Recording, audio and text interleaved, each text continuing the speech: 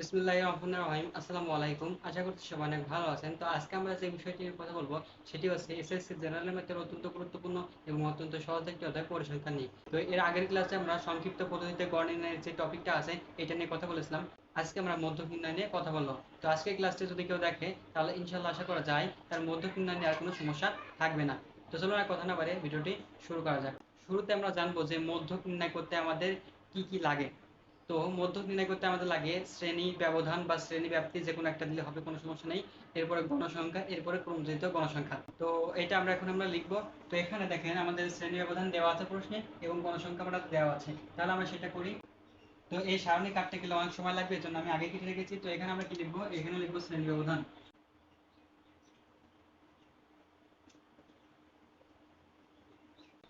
এখানে লিখেছি শ্রেণী ব্যবধান, এখানে হবে গণসংখ্যা,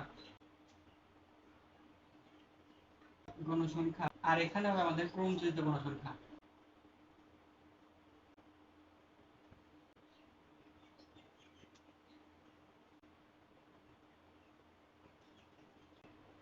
তো আমাদের যা যা লাগে আমরা কিন্তু তাই তাই লিখে নিয়েছি। আমাদের তিনটি বিষয় লাগে মধ্যক নির্ণয় করতে গেলে, সেটা হচ্ছে শ্রেণী ব্যবধান, গণসংখ্যা এবং ক্রমযোজিত গণসংখ্যা। তো আমরা এগুলো তুলে নিয়েছি। তো এখন দেখেন আমাদের শ্রেণী ব্যবধান কিন্তু এখানে দেওয়া আছে।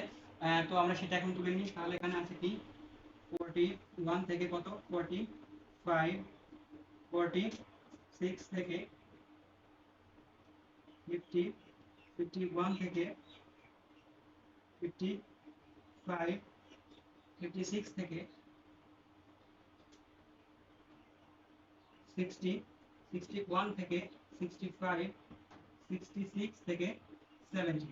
তো এখন আমরা কি করবো, যেখানে আমাদের গণসংখ্যা যে দেওয়া আছে এগুলো আমরা এখানে তুলে নিব। তাহলে প্রথমে আছে কত, তাহলে 3, 3, 10, 18, 25, এরপরে আছে কত, সরি 25, এরপর আছে কত 8, এরপর আছে কত 6। তো এইটা এখন আমরা তুলে নিয়েছি। তো এখন আমরা মূল কাজটা করবো, যে ক্রমজনিত গণসংখ্যা এটা আমরা নির্ণয় করব। তো ক্রমজনিত গণসংখ্যা নিয়মটা একটু ভালো করে দেখবেন, কারণ এটা নিয়ে অনেক সময় আপনাদের মাঝে সমস্যা হতে পারে।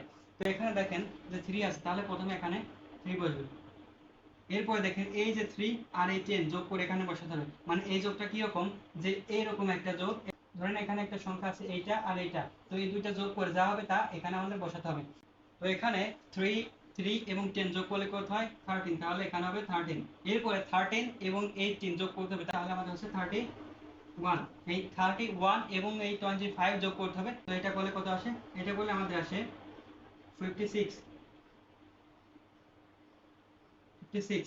তো এরপরে 56 এবং 8 যোগ করতে হবে। 56 এবং 8 যোগ করলে হয় 64। তো 64 এবং 6 যোগ করতে হবে। তো এইটা করলে আমাদের আসে 70, তাই তো। আর এখানে আমরা লিখবো মোট, এখানে লিখবো n সমান। মজার ব্যাপার হলো এই গণসংখ্যাগুলো যোগ করলে যা হবে এর ক্রমজয়িত গণসংখ্যা লাস্টেরটাও কিন্তু তাই হবে। আর যদি কোনো সময় দেখেন যে এই লাস্টেরটা মিলছে না, তাহলে ভাববেন যে অঙ্কটা কোনো জায়গায় মিস্টেক হয়েছে। তাহলে আমরা এখানে কি করব, এখানে n সমান 70 দিয়ে দেবো। তো এখন আমাদের মূল লক্ষ্য হতে হবে যে মধ্যক শ্রেণীটা চেনা। আমাদের অঙ্কের শুরু থেকেই কিন্তু মূল লক্ষ্য ছিল যে মধ্যক শ্রেণীটা চেনা, যার কারণে কিন্তু আমরা এরকম করেছি। এখন দেখেন যে এখানে কয়টা আছে, কয়টা ঘর আছে, একটা, দুইটা, তিনটা, চারটা, পাঁচটা, ছয়টা। ছয়টা বেলায় কিন্তু আমরা বলতে পারি না যে এটা মধ্যক শ্রেণী হবে। এখানে যদি পাঁচটা থাকতো তাহলে কিন্তু আমরা বলতে পারতাম যে এখানে এই 18-র যে ঘরটা আছে এটা কিন্তু মধ্যক শ্রেণী, কিন্তু এখানে তো আছে ছয়টা। মধ্যক শ্রেণী নির্ণয় করতে পারলে কিন্তু আমরা মধ্যকটা ইজিলি বের করতে পারবো। তো এখন আমরা মধ্যক শ্রেণীটা বের করব। তো এখন আমরা কি করব, এখানে দিব অতএব n/2 সমান 70/2 সমান 35। ভাগ করলে তো এটা আসে। তো তাহলে আমরা বলতে পারছি যে এই 35তম পদের মানই হবে আমাদের মধ্যক শ্রেণী। তাহলে আমরা লিখি সেটা।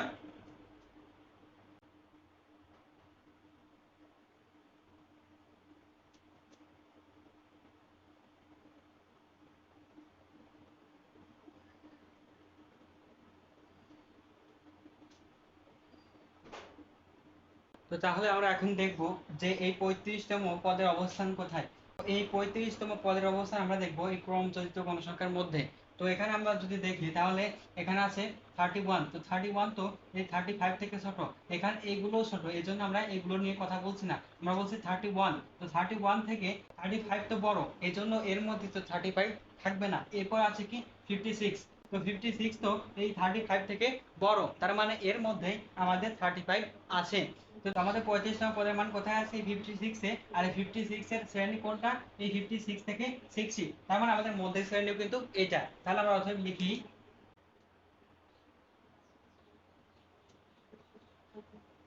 মধ্যক শ্রেণী সমান কত হবে? এই 56 থেকে এই 60, 56 থেকে 60। তো এটা আমরা এখন লিখে নিয়েছি।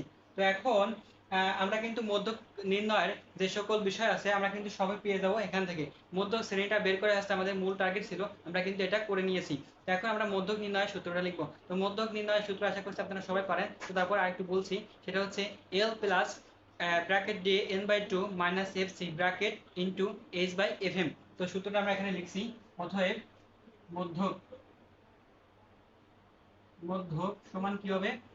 L plus n/2 minus fc into h/fm, sorry fm। তো এইটাই ছিল আমাদের সূত্র।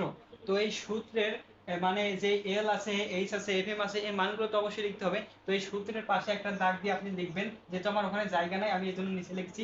লিখবেন এইভাবে একটা দাগ লিখবেন এখানে এল সমান। তো এল সমান কত হবে? তো এল মানেটা বুঝতে হবে। এলটা কি? এল হচ্ছে মধ্যক শ্রেণীর নিম্নমান। তো মধ্যক শ্রেণীর নিম্নমান কোনটা? এই যে 56, তার মানে এখানে এল সমান হবে 56। এরপরে আছে কি? এফসি। এরপরে আছে এরপরে আছে এন। তো এন তে কি? এতে হচ্ছে গণসংখ্যা। তো গণসংখ্যা কত ছিল এন এর মান? এন এর মান ছিল 70, তার মানে এখানে হচ্ছে 70। এরপরে আছে এফসি। তো এফসি টা কি? তো এফসি হচ্ছে মধ্যক শ্রেণীর আগের শ্রেণী। মধ্যক শ্রেণী কোনটা? এইটা। এর আগের শ্রেণী এইটার ক্রমজাতীয় গণসংখ্যা। তার মানে মধ্যক এফসি হচ্ছে মধ্যক শ্রেণী তার আগের শ্রেণী এর ক্রমজাতীয় গণসংখ্যা। তারপরে কত হচ্ছে? 31। তাহলে এখানে হচ্ছে 31। এরপর আছে কি? F M. তো এফ এম টা কি?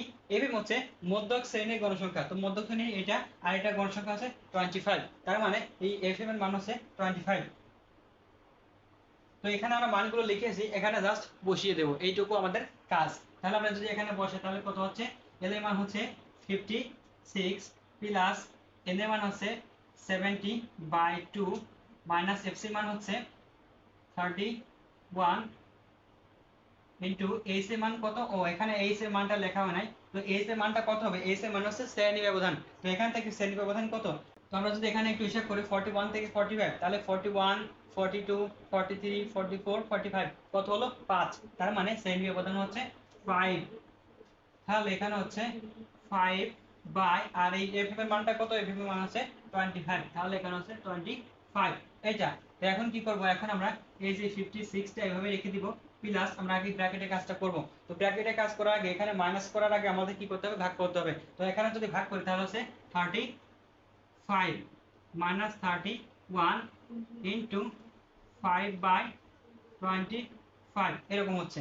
তো এরপরে কি কাজটা করব? এরপরে আমরা এই ব্র্যাকেটের যে কাজটা আছে এটা আগে করব। তাহলে 56 প্লাস ব্র্যাকেটের বিয়োগটা করলে কত হচ্ছে? 35 মাইনাস 31 করলে আমাদের আসে 4, আর 4 এর সাথে ওইটা গুণ আকারে ছিল। তাহলে আমরা যদি গুণ করি তাহলে কি হচ্ছে? তাহলে হচ্ছে 4 into 5/25। এইটা আবার ব্র্যাকেট হবে, তার কারণ এখানে গুণের কাজটা আগে হবে। তো গুণের ক্ষেত্রে হয় কি? উপরে উপরে গুণ, নিচে নিচে গুণ। তার মানে এই 4 এর নিচে এই 1 আছে, তাহলে এই উপরে উপরে গুণ, নিচে নিচে গুণ। তাহলে উপরে উপরে গুণ করলে হচ্ছে কত? 20, আর নিচে গুণ করলে হচ্ছে 25। তাহলে এখানে কি হচ্ছে? 56 প্লাস, এটা আমরা একটু মুছে দিতে যাচ্ছি, 56 প্লাস 20/25। তো 20 এবং 25 এটা যদি আমরা ভাগ করি, 20 ভাগ 25 যদি আমরা দিই তাহলে আমাদের আসছে 0.8, এটা আমাদের আসছে। আর যদি আমরা এটা এখানে, আর এটা তো এখানে ছিল, তাহলে 56 এটা হচ্ছে এরকম হচ্ছে। তো এটা যোগ করে বসালে আমাদের হয়ে যাবে। তার আগে আমরা এটা একটু মুছে দিতে চাচ্ছি, যেহেতু আমাদের জায়গার প্রয়োজন হচ্ছে।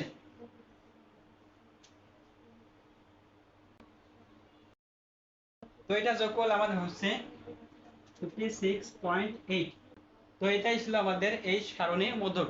তো আশা করছি এই বিষয়টা সুন্দরভাবে বুঝতে পেরেছেন। তো যদি কোনো বিষয় বুঝতে সমস্যা হয় তাহলে অবশ্যই কমেন্টে বলবেন, আমি সেইটা সমাধান করে দেওয়ার চেষ্টা করব। আর যদি কোনো বিষয়ের উপর ভিডিও লাগে তাহলে নির্দ্বিধায় কমেন্টে বলবেন, আমি সেই বিষয়ে ভিডিও দেওয়ার চেষ্টা করবো ইনশাল্লাহ।